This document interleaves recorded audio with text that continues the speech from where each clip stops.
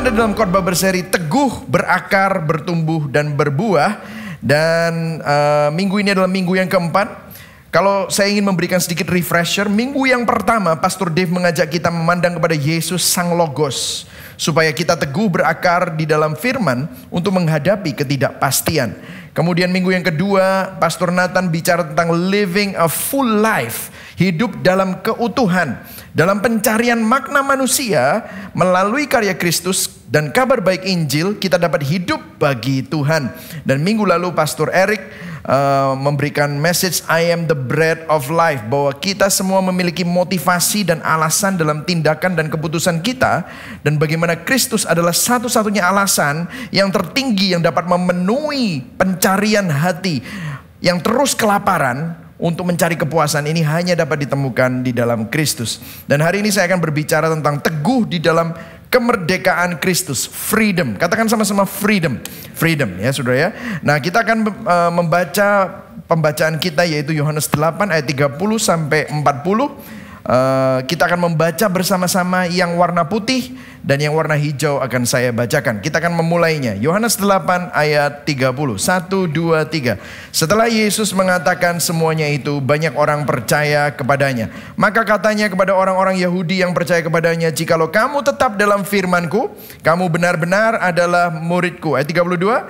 Dan kamu akan mengetahui kebenaran, dan kebenaran itu akan memerdekakan kamu. Jawab mereka, kami adalah keturunan Abraham dan tidak pernah menjadi hamba siapapun.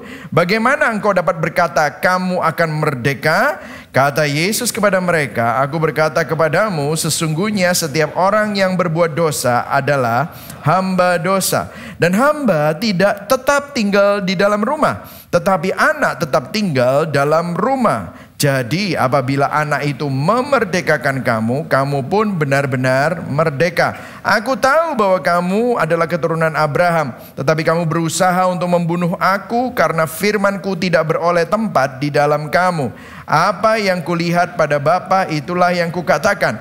Dan demikian juga kamu perbuat tentang apa yang kamu dengar dari bapamu. Jawab mereka kepadanya, Bapa kami ialah Abraham. Kata Yesus kepada mereka, jikalau sekiranya kamu anak-anak Abraham, tentulah kamu mengerjakan pekerjaan yang dikerjakan oleh Abraham. Ayat 40, tetapi yang kamu kerjakan ialah berusaha membunuh aku seorang yang mengatakan kebenaran kepadamu, yaitu kebenaran yang kudengar dari Allah. Pekerjaan yang demikian tidak dikerjakan oleh Abraham. Berbagai orang yang mendengar firman Tuhan, memelihara dalam hatinya dan melakukan dalam hidupnya. Nah saudara, waktu kita bicara tentang freedom, dalam zaman kita yang modern ini, banyak orang mempunyai definisi sendiri-sendiri. Namun saya mau memberikan sedikit pandangan ya, bahwa apa yang disebut ekspresi kebebasan menurut dunia, menurut mata manusia, itu bisa saja adalah perbudakan di mata Tuhan. Nah bahkan terbalik juga begini, apa yang kita sebut perbudakan, kayaknya kita dikekang menurut mata manusia, tapi justru itu adalah kebebasan di mata Tuhan. Nah saudara, setiap negara merayakan hari kemerdekaan. Hari kemerdekaan adalah di mana sebuah negara merayakan kemerdekaan politiknya, bebas dari tirani penjajahan dan penindasan yang menindas mereka. Tapi kalau kita perhatikan, kalau kita teliti, kita dapat melihat kemerdekaan secara politik ini memang baik bagi warga negaranya. Tapi orang-orang yang memimpin di dalam kemerdekaan politik ini, buktinya kalau saudara baca di mana-mana, gak cuma hanya di Indonesia tetapi di negara-negara, orang yang jadi presiden, orang yang jadi parlemen, orang yang jadi DPR, kok bisa ya mereka tuh korupsi? Sehingga kemerdekaan politik itu sebenarnya tidak berarti apa-apa. Karena apa? Buktinya kita butuh KPK. Kenapa? Karena ternyata orang-orang yang memimpin dalam negara yang merdeka itu masih dibelenggu oleh kerakusan, oleh kehausan akan kekuasaan, oleh ego mereka, ambisi pribadi mereka. Jadi meskipun negara kita merdeka, orang-orangnya tetap saja ada dalam belenggu. Jadi saudara perlu sadar bahwa kemerdekaan itu bukan hanya kemerdekaan secara politik. Nah hari ini saya akan menghancurkan definisi freedom versi dunia. Ada dua mitos yang akan saya sampaikan di sini dan saya akan menghancurkan mitos ini karena versi dunia ini ternyata tidak cocok dan konsepnya sangat bertentangan dengan dirinya sendiri. Yang pertama adalah, mitos yang pertama adalah kemerdekaan adalah tidak tunduk kepada tuan manapun selain dirimu sendiri. Jadi ini mitos pertama tentang freedom. Katakan sama-sama freedom, freedom. Nah, orang yang freedom tuh begini, saudara. Kalau dunia bilang self rule, self autonomy, berdaulat atas diri sendiri, mandiri. Aku tidak mau dikekang, aku tidak mau diatur. Aku ingin menjadi tuan atas dirimu sendiri.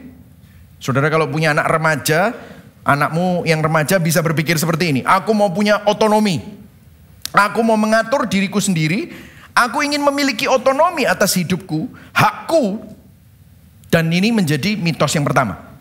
Padahal nanti kita akan bongkar. Ini sebenarnya ilusi, tidak benar. Nah ini memimpin kepada mitos yang kedua. Yang kedua adalah kemerdekaan adalah melakukan apa yang aku inginkan. Hasratku. Aku mau melakukan apa saja. Follow your desire, follow your heart. Ya.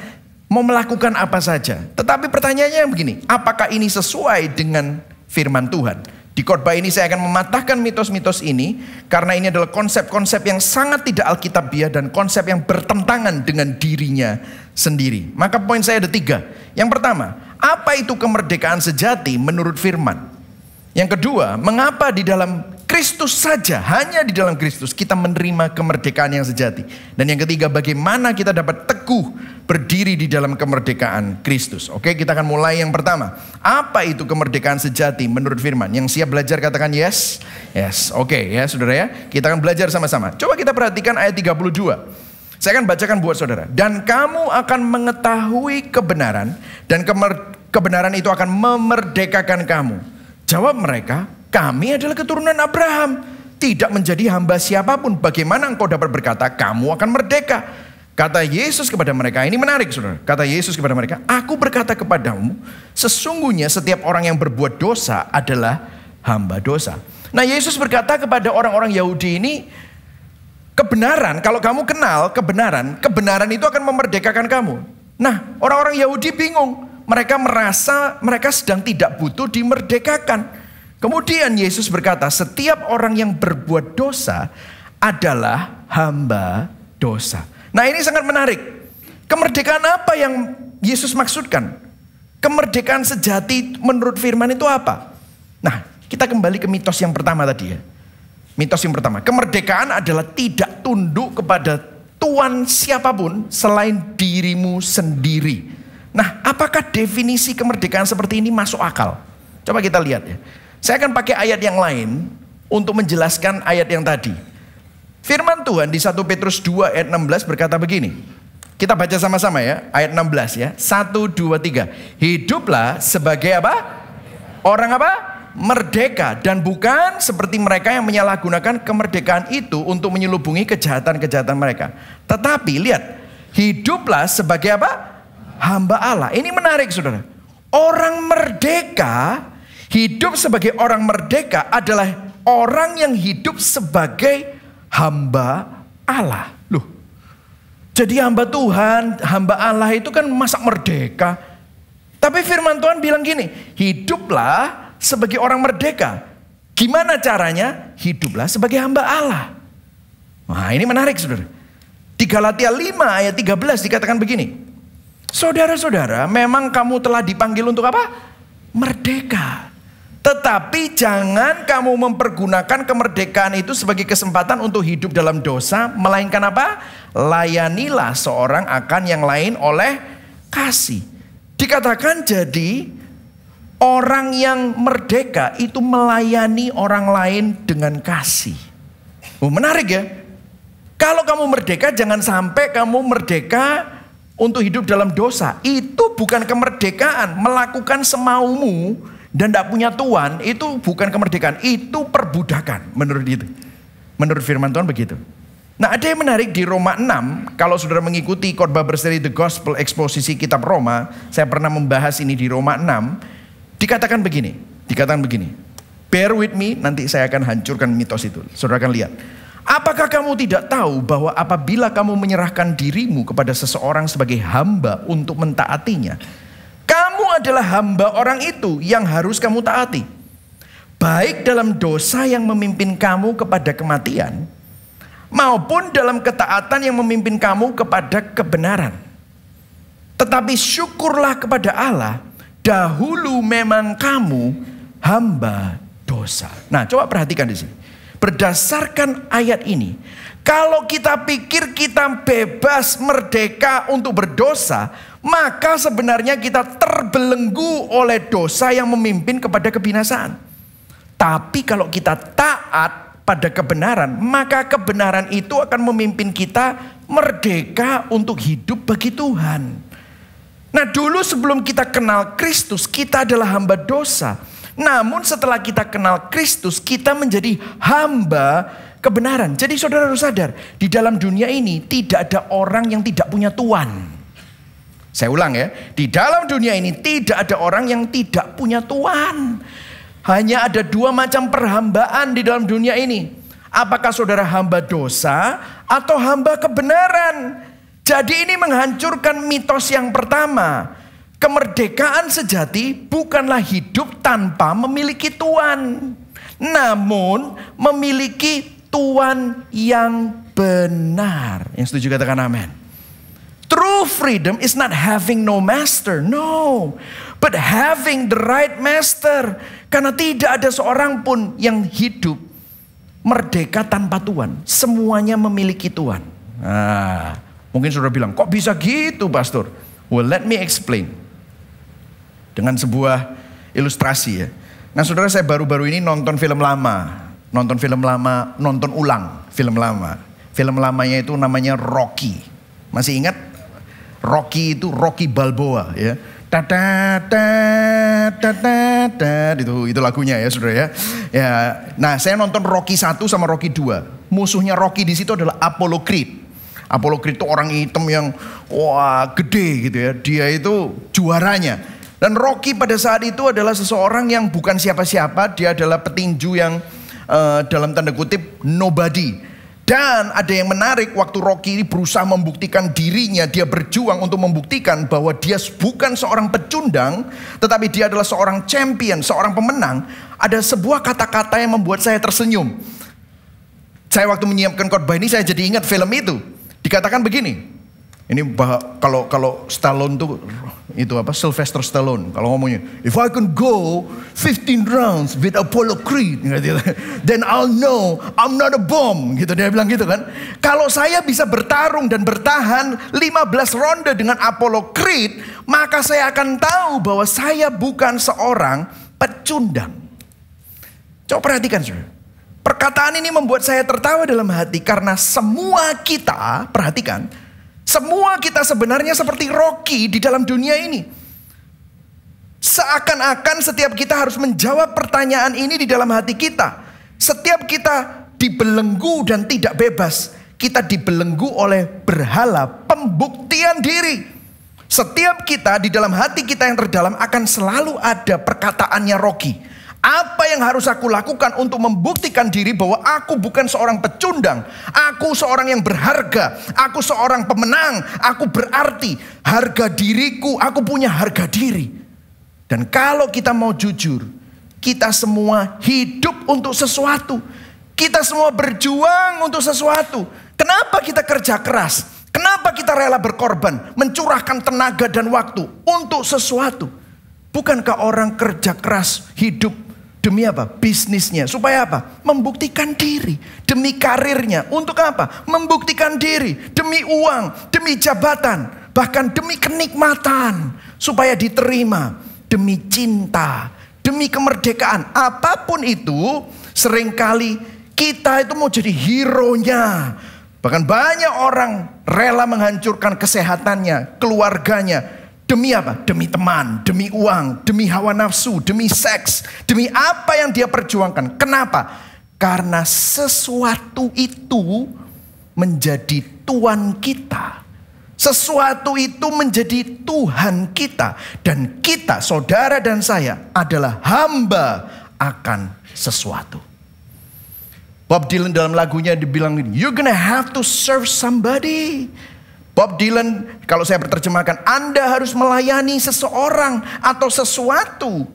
Alkitab mengatakan bahwa kita pasti memuja sesuatu. Kita pasti hidup dan berjuang untuk sesuatu. Kita pasti akan bersandar untuk sesuatu.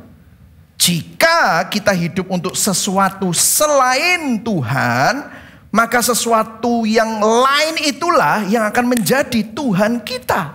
Apakah itu jabatan, pengakuan, uang, keluarga, hawa nafsu, hedon, kenikmatan, ataupun teman.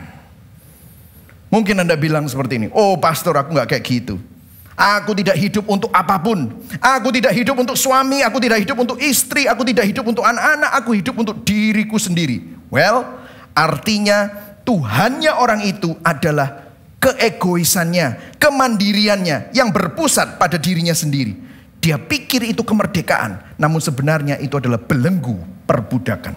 Apa yang terjadi? Dia akan memiliki berusaha, dia tidak akan pernah memiliki kepuasan yang sejati. Dia akan sendirian, tidak akan ada orang yang mau jadi temannya. Karena orang ini akan selalu egois. Dia akan ditinggalkan suaminya, istrinya. Dia akan hidup dalam kesepian. Dia akan ditinggalkan orang-orang yang dikasihinya. Akhirnya tuannya itu, yaitu kemandiriannya, keegoisannya, akan menghancurkan dirinya sendiri. Jadi saudara bisa lihat ya, kesimpulannya apa? Tidak ada seorang pun bisa berdaulat merdeka atas hidupnya. Dia pasti akan menjadi hamba akan sesuatu. Mitos nomor 1 hancur. Tidak ada dari kita yang bebas dari Tuhan. Kita semua memiliki Tuhan. Pertanyaannya, siapa Tuhanmu? Siapa Tuhan kita yang sebenarnya?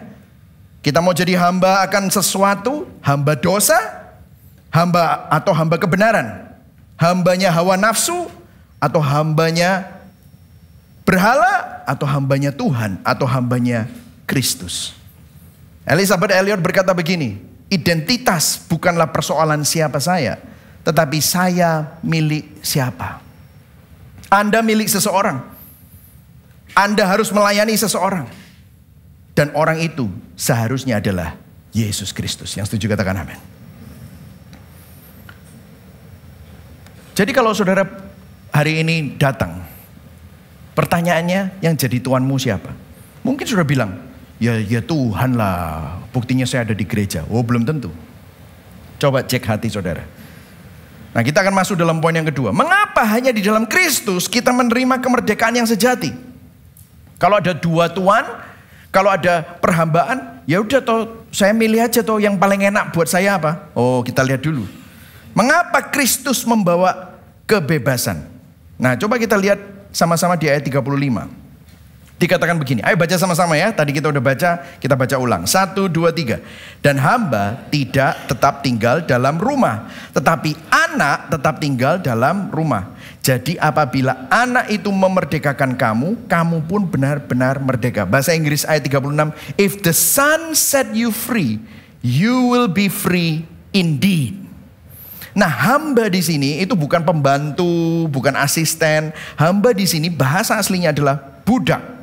Nah, saudara perhatikan, ini adalah pemikiran yang mendalam dan sangat penting. Apa yang Yesus katakan bahwa manusia di luar Kristus itu seperti budak. Maka sebagai budak, dia akan selalu merasa cemas dalam menjalani kehidupan. Karena begini, seorang budak tidak pernah tahu kapan dia akan diusir, dibunuh, dikasih makan, diperlakukan seperti manusia atau tidak. Kenapa? Seorang budak nasibnya tidak pernah pasti. Dia tidak pernah merasa belong.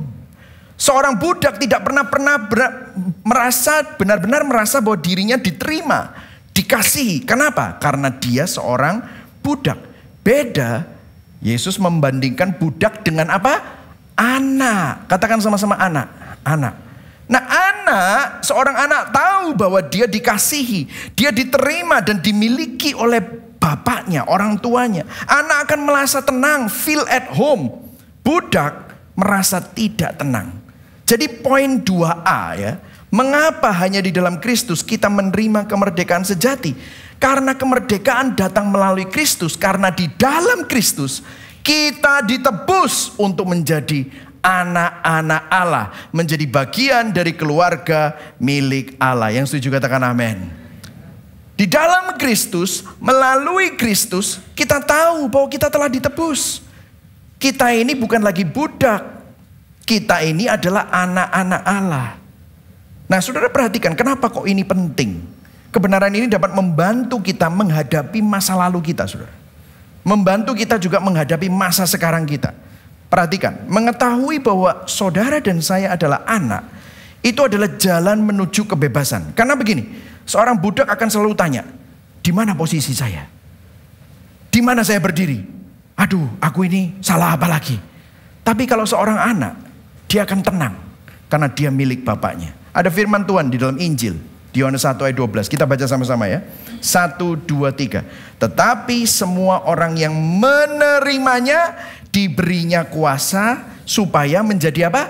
Anak-anak Allah, yaitu mereka yang percaya dalam namanya. Saudara yang percaya di dalam Yesus Kristus, saudara diberi kuasa untuk menjadi anak-anak Allah. Berikan tepuk tangan buat Tuhan karena itu adalah kabar terbaik. Amin, saudara.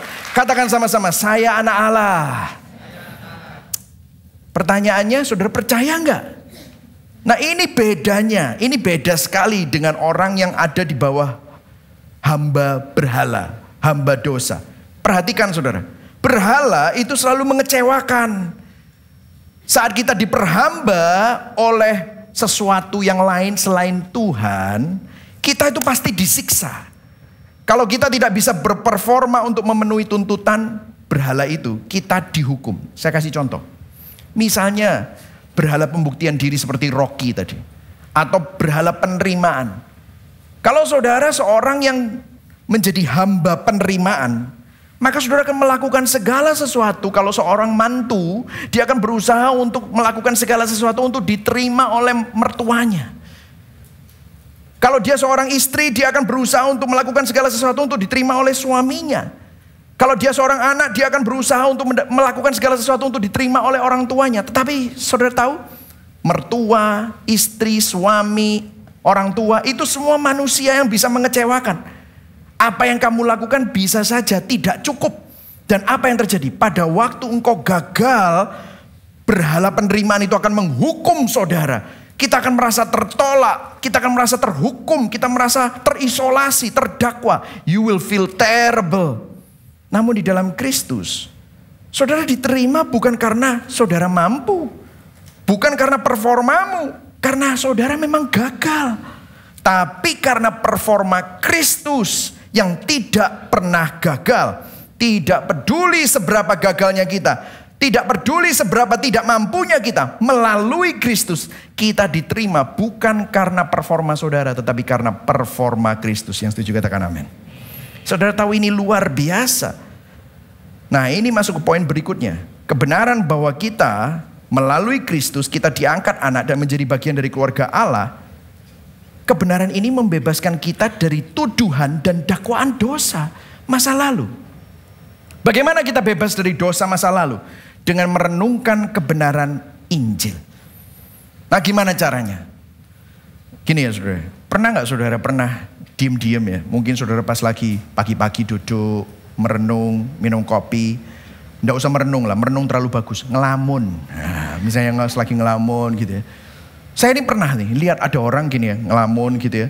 Pas lagi di coffee shop gitu ya. Saya lihat ada orang ngelamun gitu, dia kayak ngeliatin jalan. Terus tiba-tiba gini, dia gitu. Pernah gak saudara? Nah, saya juga pernah gitu ya. Saya pernah lagi diem, bahkan di tempat tidur pas lagi mau tidur. Tiba-tiba muncul dosa-dosa saya yang dulu pernah saya lakukan, yang pernah bikin malu, yang immoral, yang membuat saya itu jadi gak enak gitu. Tiba-tiba muncul, itu loh kamu itu orang gagal, kamu itu orang bobrok, kamu jahat. Kamu dulu pernah nipu, kamu dulu pernah berzina, kamu dulu pernah melakukan hal-hal yang jahat, kamu pernah mencuri, kamu pernah berbohong, kamu pernah melakukan sesuatu di belakang bosmu, kamu pernah melakukan sesuatu di belakang suamimu, istrimu, kamu pernah gini, muncul gitu saudara. Apa yang terjadi? Saudara dituduh, didakwa oleh dosa saudara di masa lalu.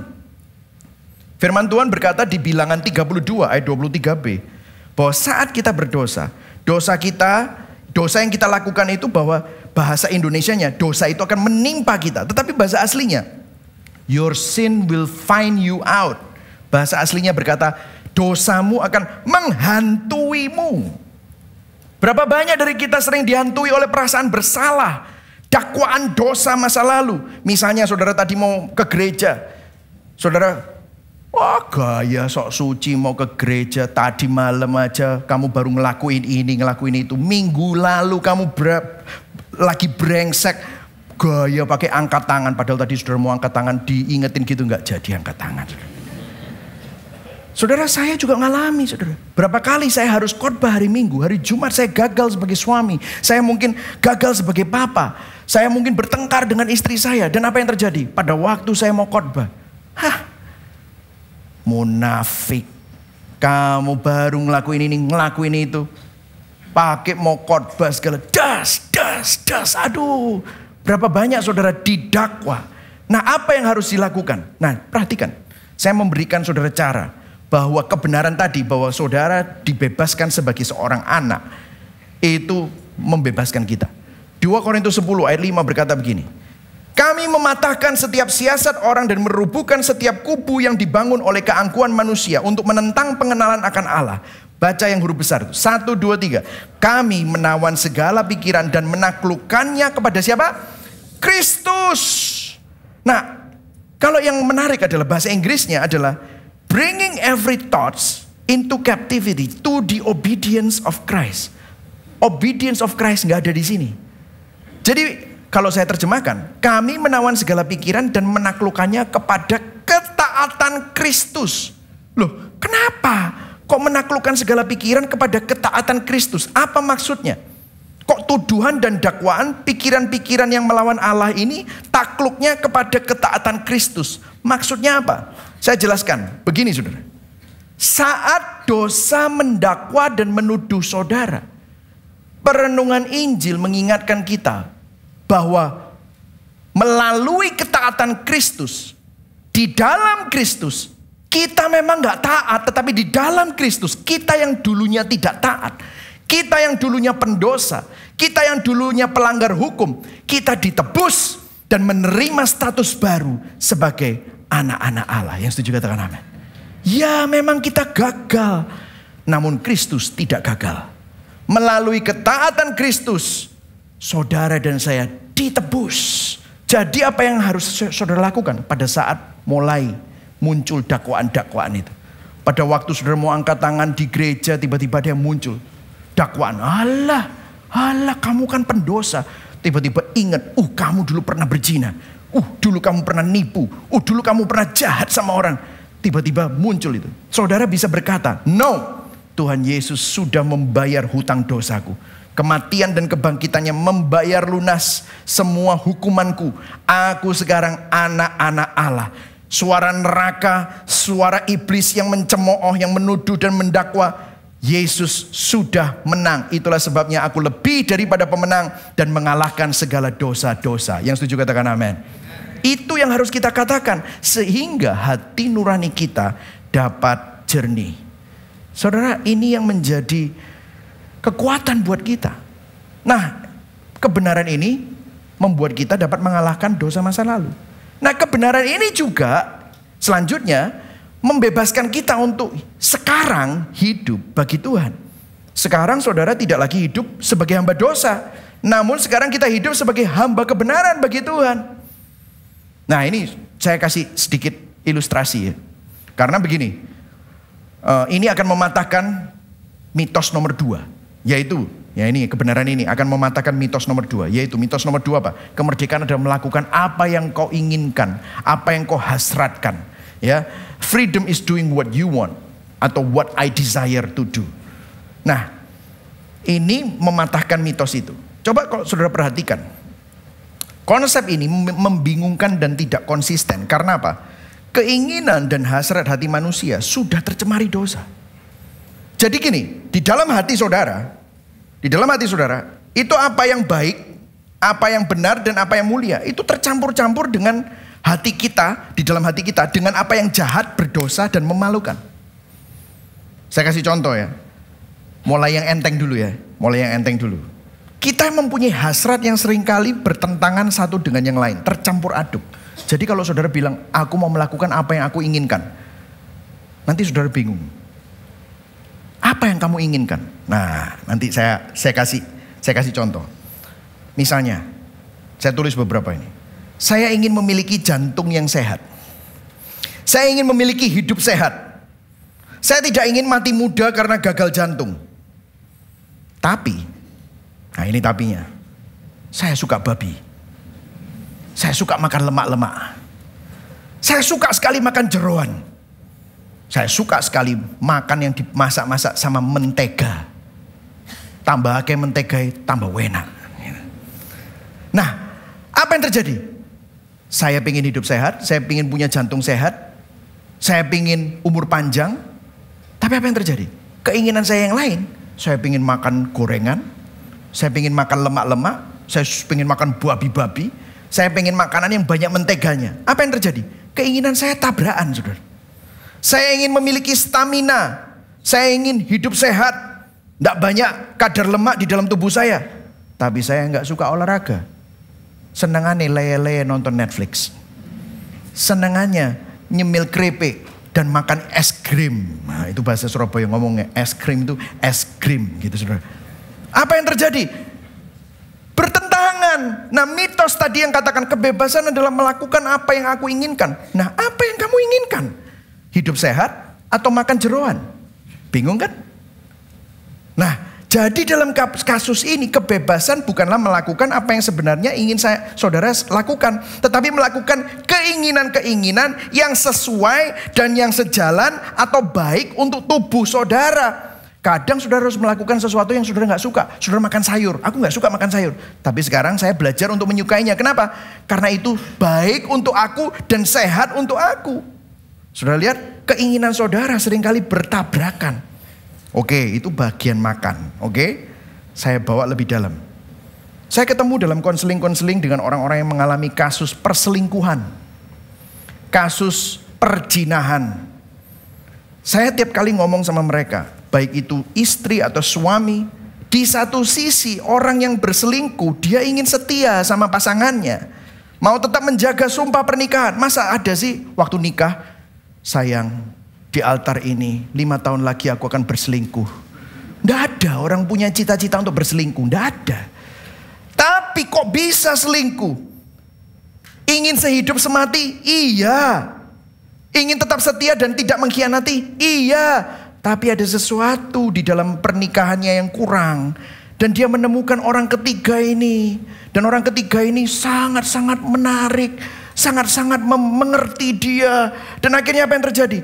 Ada sebuah pertentangan, peperangan dalam hati orang ini.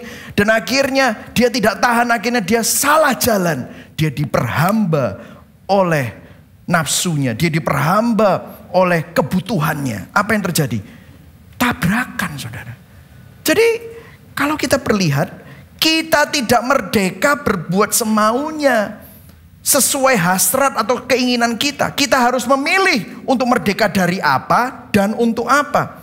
Kalau kamu mau merdeka dari penyakit, maka kamu harus belajar untuk hidup sehat. Kamu merdeka dari perselingkuhan, maka kamu harus belajar memupuk pernikahan yang sehat. Yang setuju katakan amin. Sudah mulai belajar ini. Orang-orang yang seks bebas ya. Semua yang saya temui dalam konseling-konseling, mengapa ya tidak ada yang bahagia? Kalaupun saat ini masih melakukannya dan pura-pura bahagia, tapi sebenarnya dalamnya sedih. Dan saya tanya, kamu kenapa kok masih seperti ini? Sebenarnya saya nggak mau, pastor. Tetapi karena saya ingin diterima. Saya butuh penerimaan itu. Bukan butuh seksnya, butuh penerimaan itu. Akhirnya apa? Diperbudak jadi hamba seks untuk diterima. Ada orang punya cita-cita, nak kamu mau jadi apa? Pecandu narkoba. Mana ada? Nggak ada orang gitu. Tetapi apa yang terjadi? Karena dia stres, dia pelarian. Akhirnya apa? Dia coba narkoba untuk semua stres-stresnya ini. Apa yang terjadi? Dia jadi hamba narkoba karena pelarian. Maunya hidup bebas, minum-minum alkohol. Akhirnya jadi hamba alkohol. Tidak bisa tidur tanpa alkohol. Tidak bisa rileks tanpa alkohol. Nah saudara lihat ya. Ini semuanya bertentangan.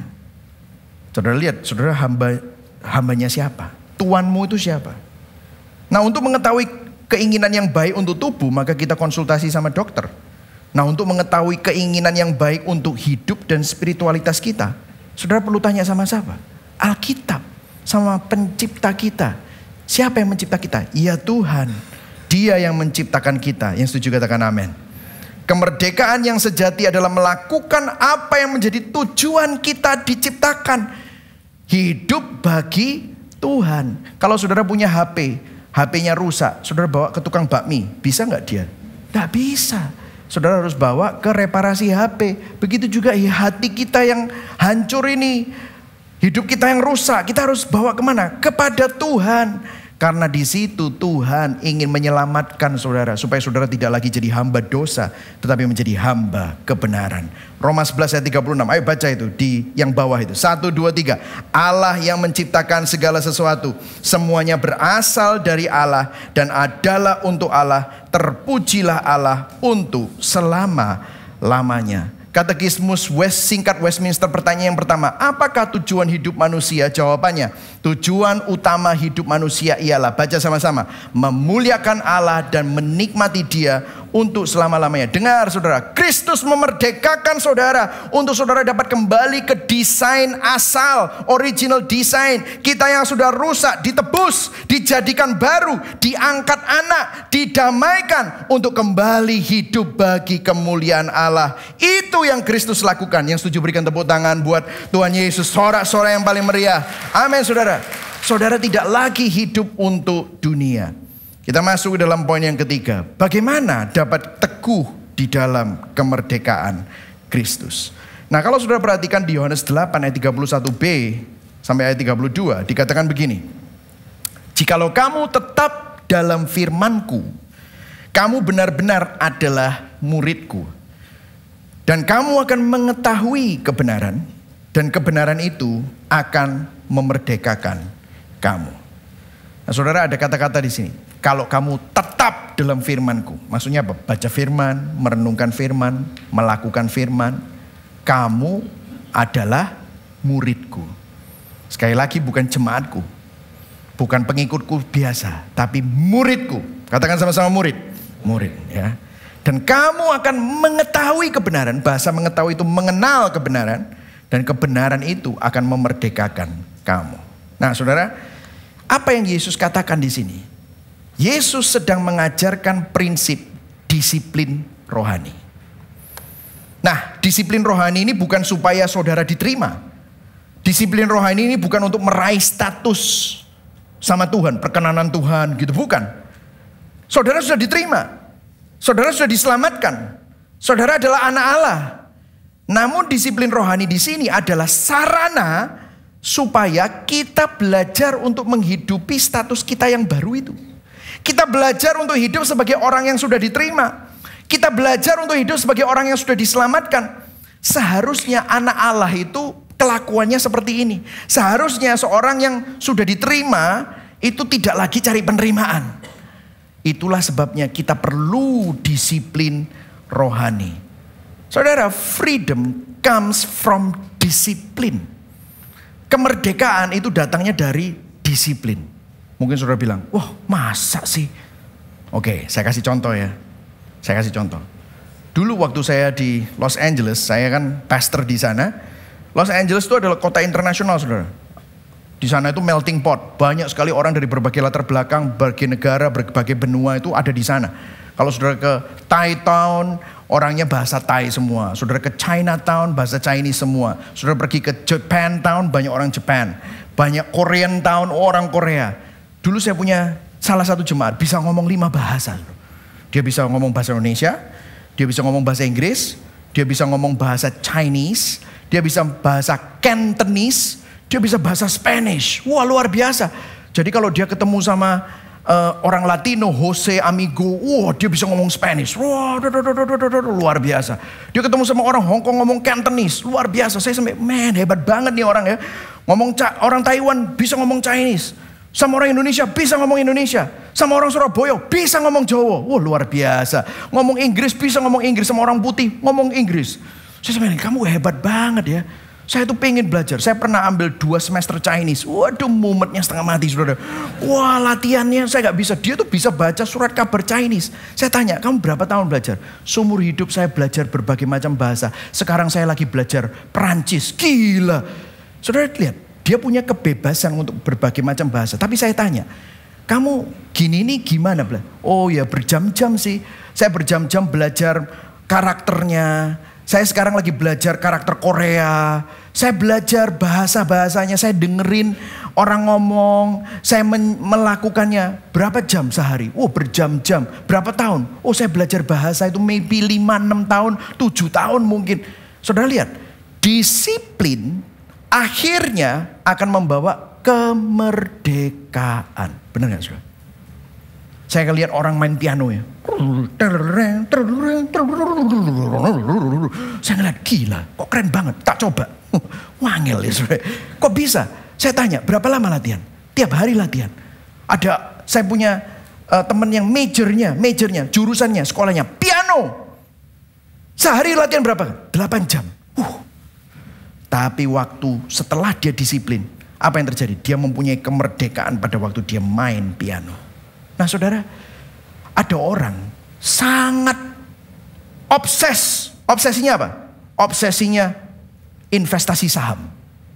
Dia belajar, bacain profil keuangan, dia profil perusahaan untuk invest di tempat yang tepat.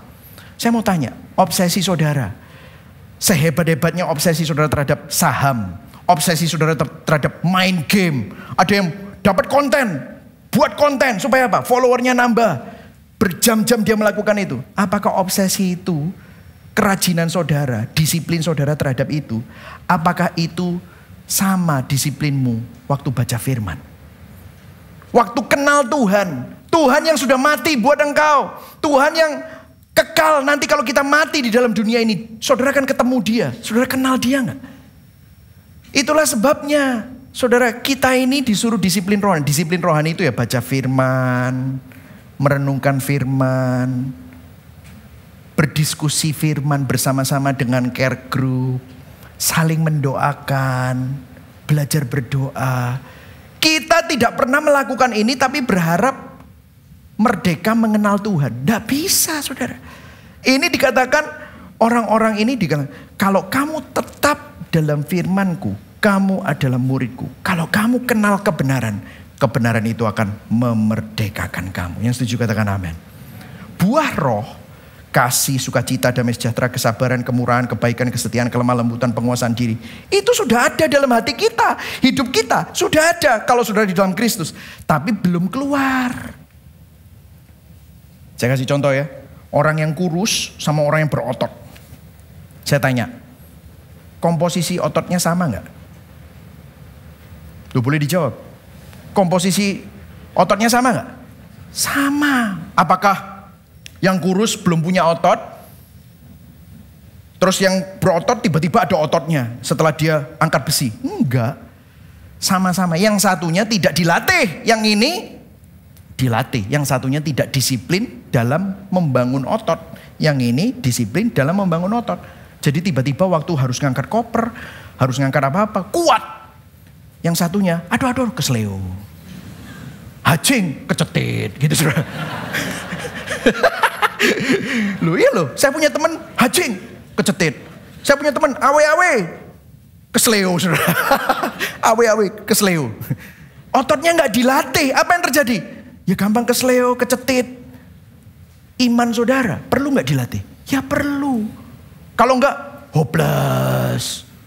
Oh aku nggak mau lah Tuhan-Tuhanan, aku putus asa, mau bunuh diri. What happened? Padahal kamu anak Allah. Kenapa? Nggak pernah dilatih. Jadi dalam hidup kita perlu tetap dalam firmanku. Kamu akan mengenal kebenaran dan kebenaran itu akan memerdekakan kamu.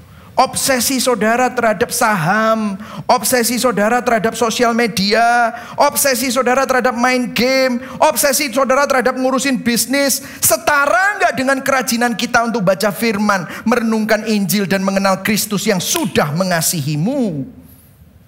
Kalau saya bisa kalimatkan Yohanes 8 ayat 31 dan 32 ini seperti ini saudara.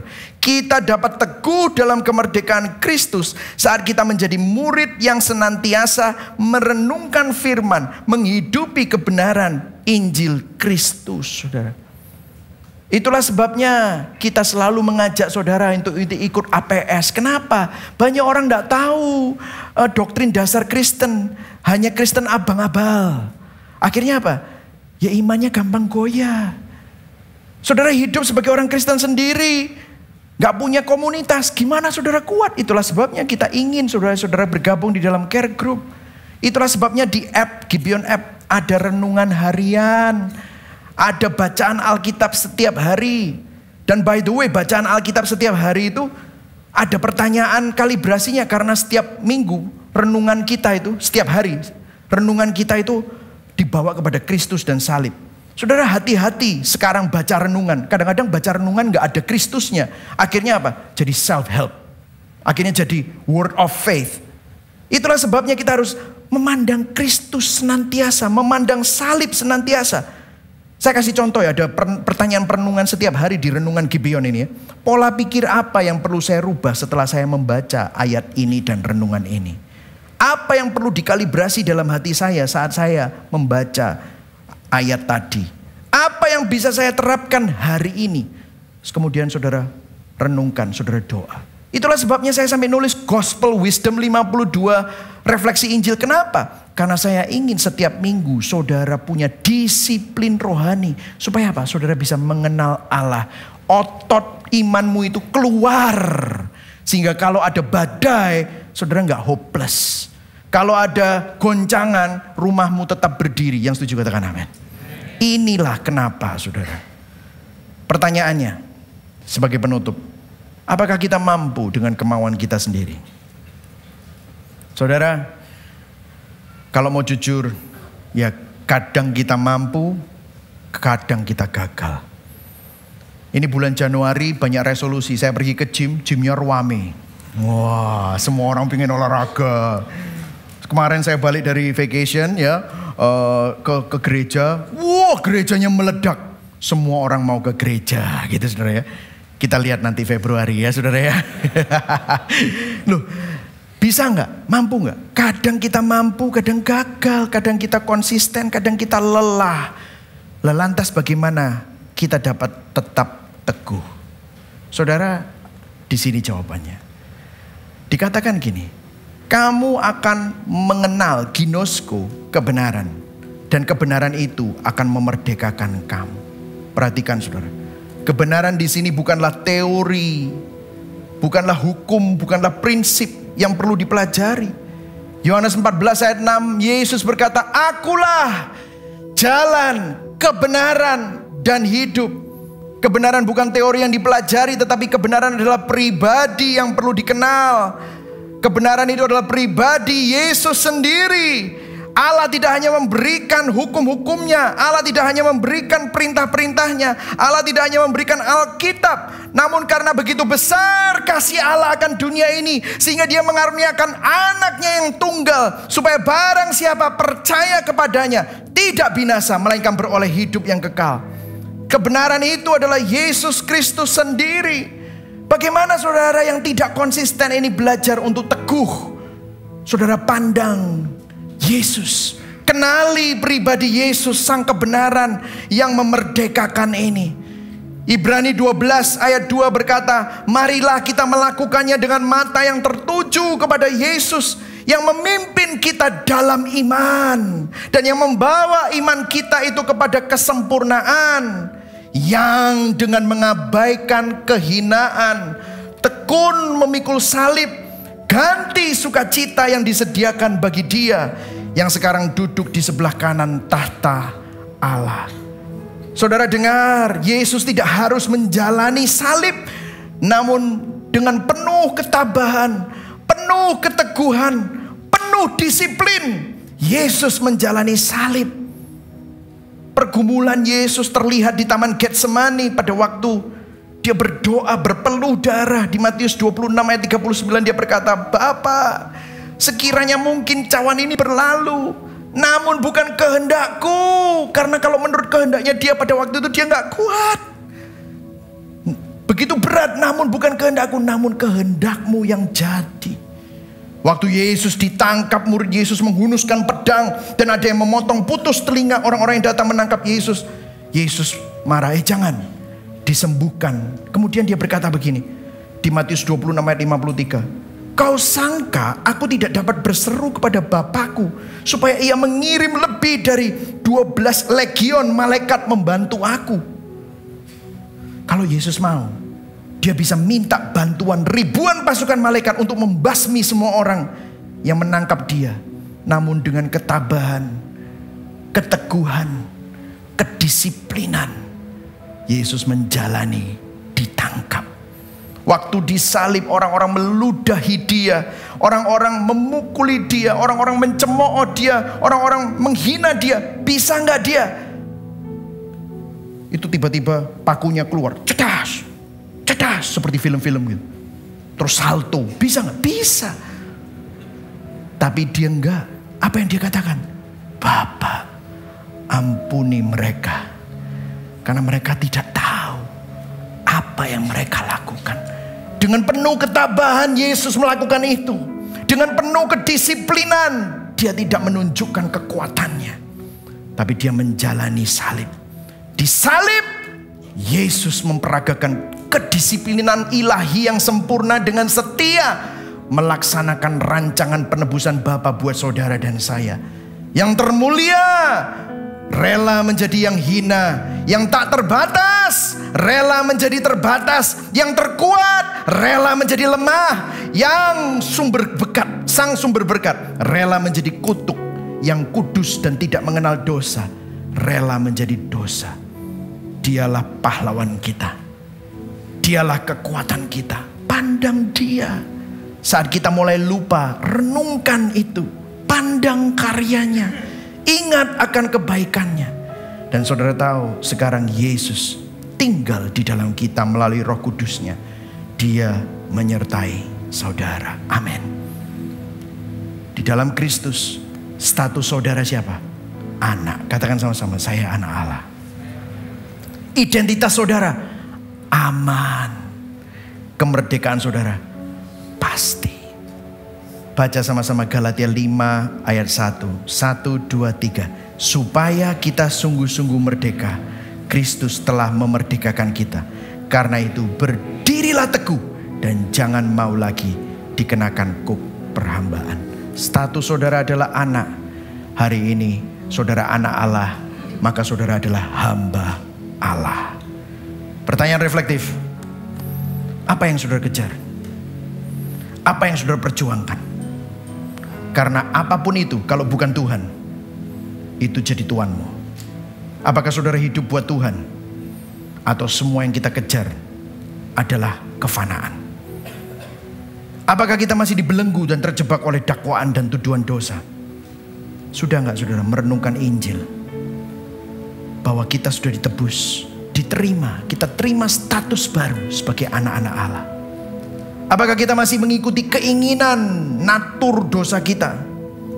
Atau kita sudah menerapkan disiplin rohani, membiasakan keinginan hati kita dikalibrasi oleh kebenaran Injil? Pandang kepada Yesus. Hari ini sama-sama kita bertobat dari hidup yang diperhamba oleh hasrat dan keinginan hati kita yang penuh kefanaan dan dosa. Mari sama-sama arahkan pada Kristus. Renungkan Injil, karena hanya di dalam Dia kita dimerdekakan, kita ditebus, dan kita menerima status baru sebagai anak-anak Allah. Amin, saudara. Mari sama-sama kita bangkit berdiri. Sebelum kita menaikkan lagu Christ is our hope in life and death.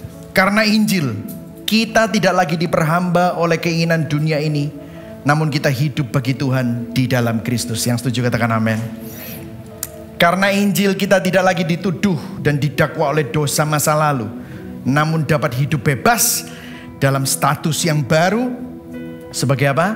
Anak-anak Allah. Katakan sama-sama, saya anak Allah. Disiplin rohani bukan untuk mendapatkan Tuhan, namun sarana anugerah untuk mengenal Tuhan yang sudah apa? menerima dan memiliki saudara dan saya. Berikan tepuk tangan buat Tuhan. Amin saudara.